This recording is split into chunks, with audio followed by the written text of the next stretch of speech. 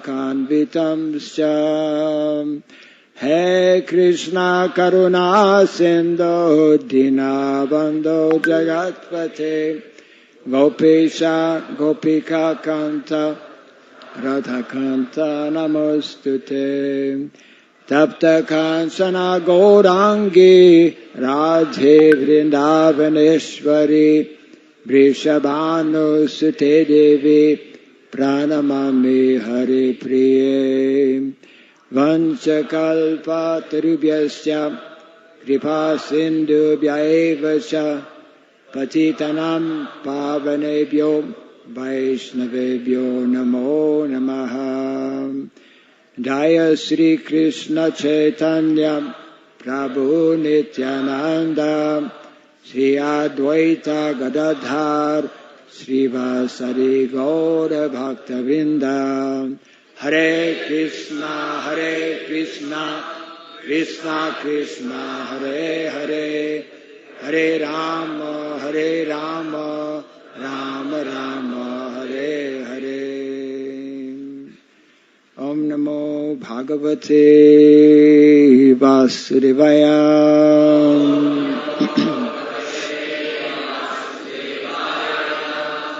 Om Namo Bhagavate Vasudevaya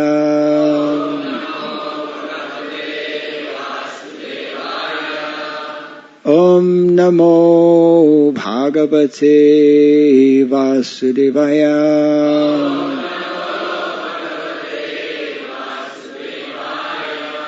Mukham karoti vachalam pangum langayate girim Yat kripa tamaham bande Shri Gurum dinataranam Yat kripa tamaham bande Shri Gurum dinataranam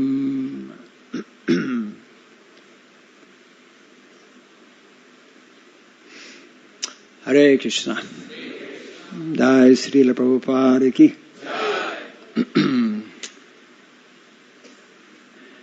So it is an honor and a pleasure to once again visit here at Sri Sri Radha Gopinath Temple.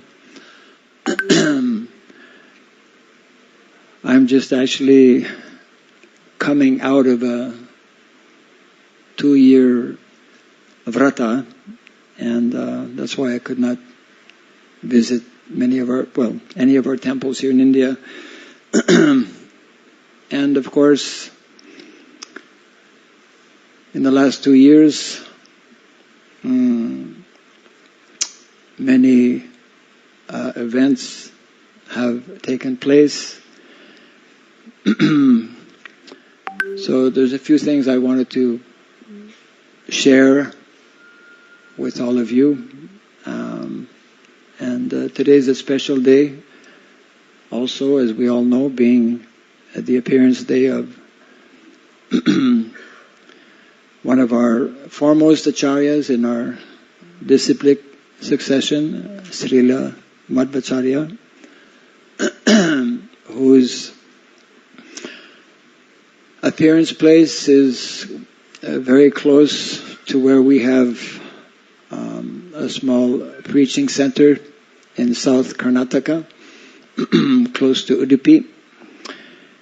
We are also within what is called Parashuram Kshetra, where Srila Madhvacharya chose to appear. And so I wanted to speak a little bit about this great personality. And it's actually the first time I come back to Chaupati.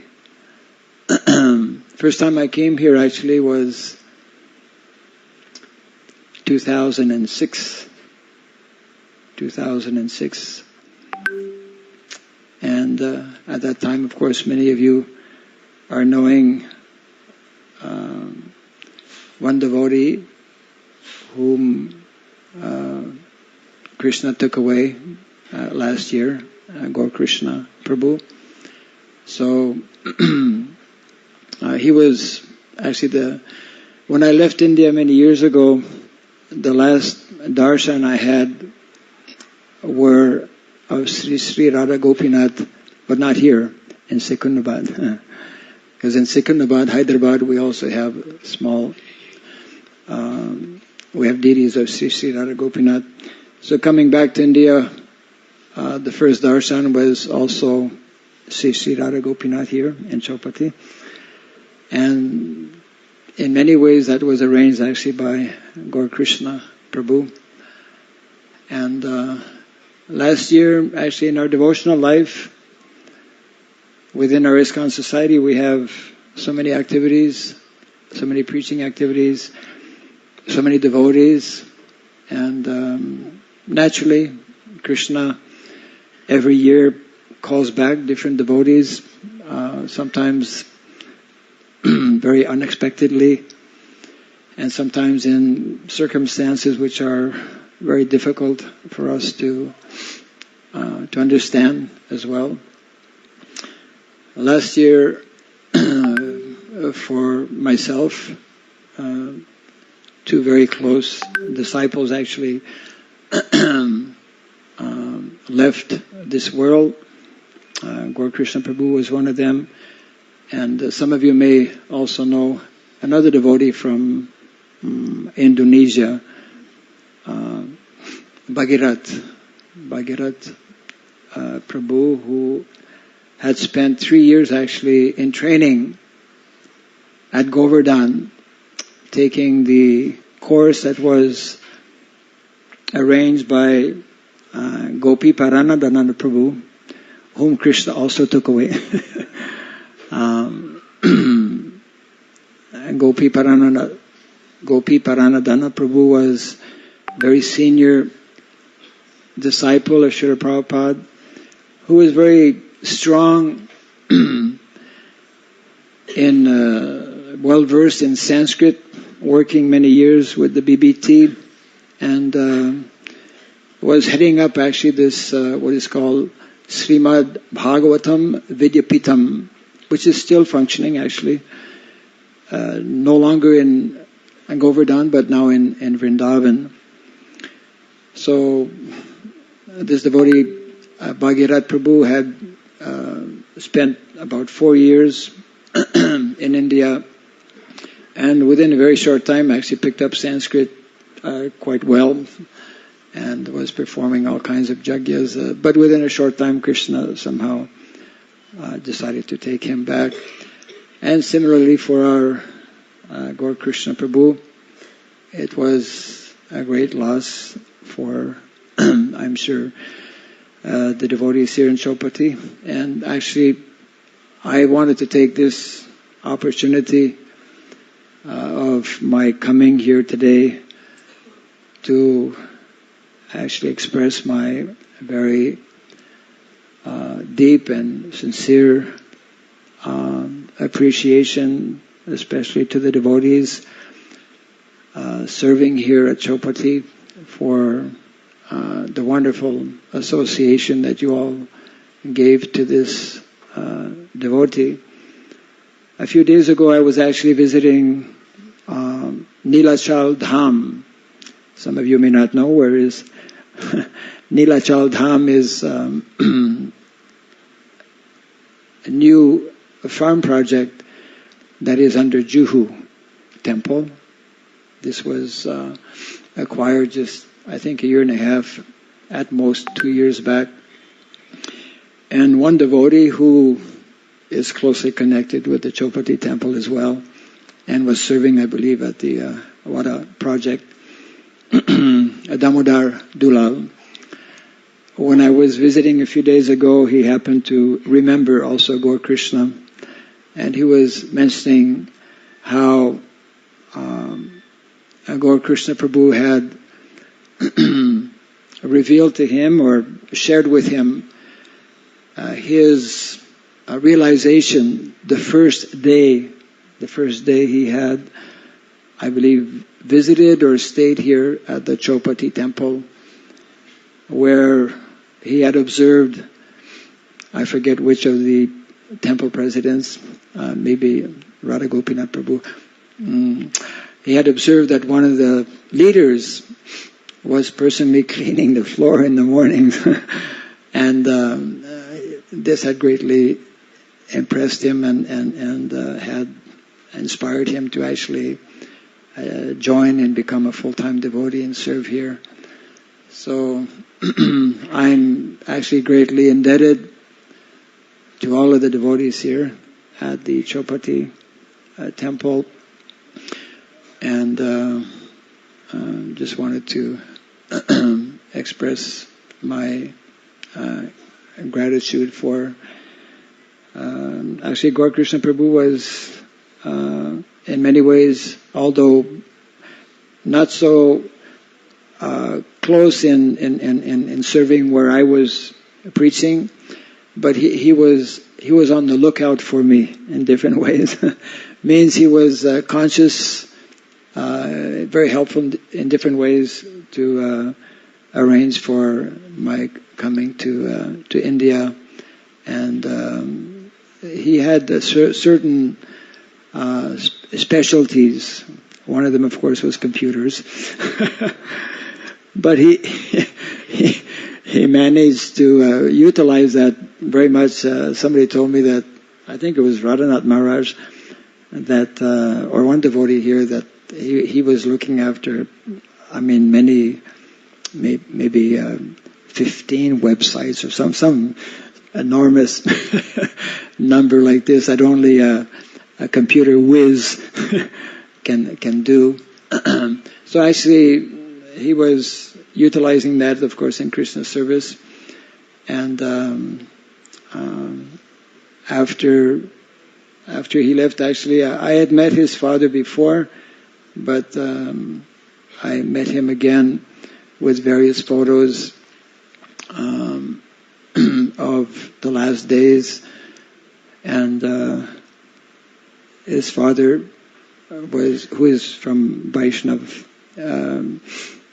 background, was also greatly appreciating the wonderful service that he had performed here at the Chopati temple, especially.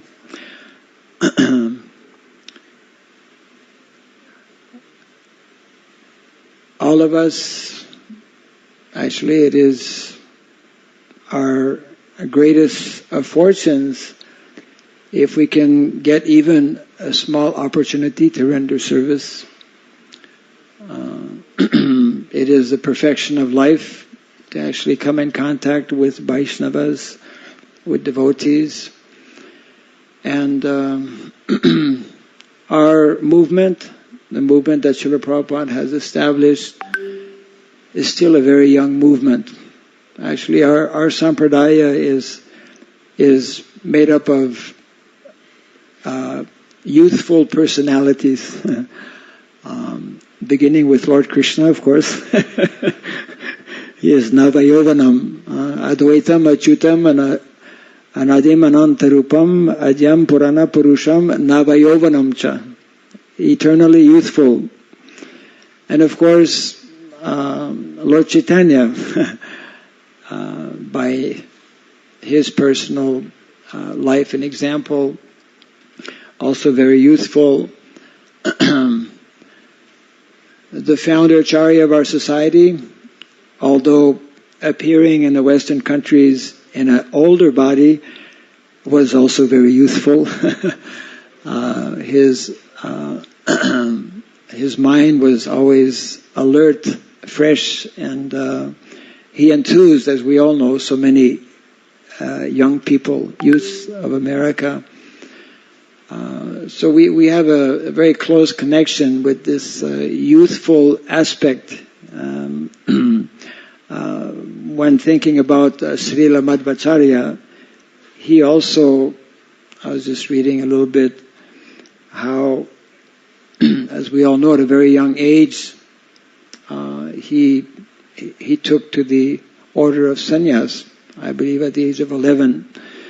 Before that, from the age of, actually normally one who is coming from Brahmana family takes Gayatri mantra normally around the age of 8. He took Gayatri mantra at the age of 5, you know, and then at the age of 11, I believe, left home to live at the mutt in Udipi, and within 1 year decided that's it. He took sannyas and preached very extensively throughout his whole life, as we all know. Our movement is a preaching movement, actually. Our specialty is dharma, preaching about dharma. And dharma is such a thing that it is like, in many ways, like Krishna, unlimited, endless.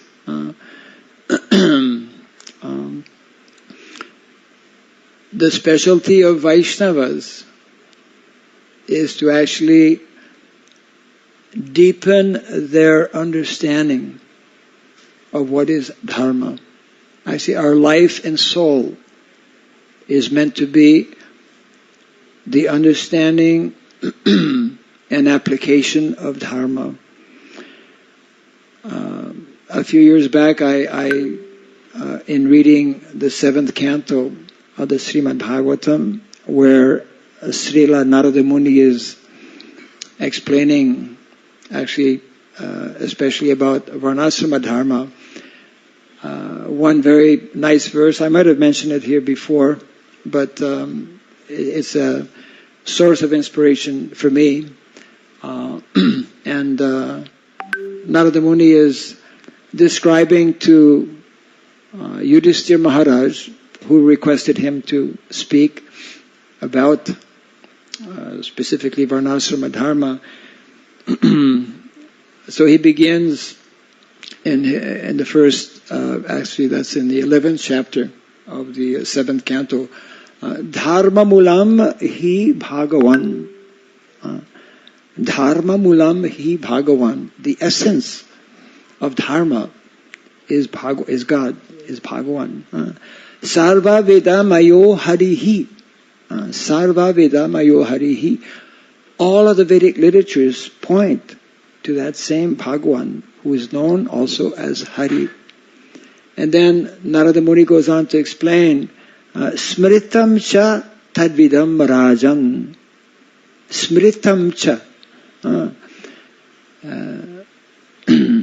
The devotees of the Lord are constantly endeavoring to deepen their understanding of Dharma, are constantly endeavoring to remember how to nicely, properly apply the principles of Dharma.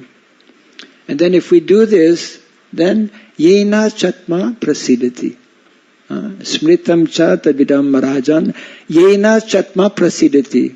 That means that actually the body, the mind, and the soul will fully, completely become satisfied. That verse actually is very closely connected with the very more well-known verse in the first canto of the Bhagavatam, Savai Pumsam Paro Dharmo Jato Bhakti Raghava Ahaitukiya Pratihata Yayatma Suprasidati. Same message actually is given. So Dharma, and I wanted to speak a little bit about this today because this is what we should try to understand. There is a tremendous need all over the world actually for people to know about Dharma. And what is very important for all of us as devotees, devotee means someone who is more committed, meant to be more committed, meant to have a deeper understanding also of Dharma. So therefore, we should know that Dharma, it is existing on two levels. Both are referred to as Swadharma. Sometimes we think Swadharma means what is very natural and original. So Srila Prabhupada explains, there is Swadharma on the material platform and there is Swadharma on the spiritual platform. And what's important for us to know is that actually both deal with eternal principles, eternal concepts. This morning actually I was at Mira Road, Sri Sri Radha Giridhari Temple, which I had not been there, of course, also for the last few years, so that's coming up. And we were discussing a little bit on this point, how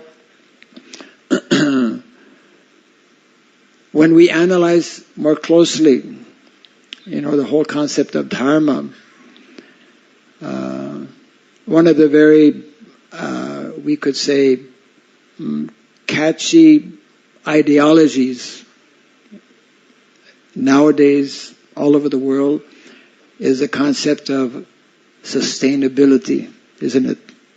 Ecology, sustainability, because we have failed to understand these concepts all over the world. We have created horrible imbalances, both in the lives of individuals and also in nature itself, as we know. And we have a colossal, we could say, imbalance, and which is threatening our lives and threatening nature in so many ways.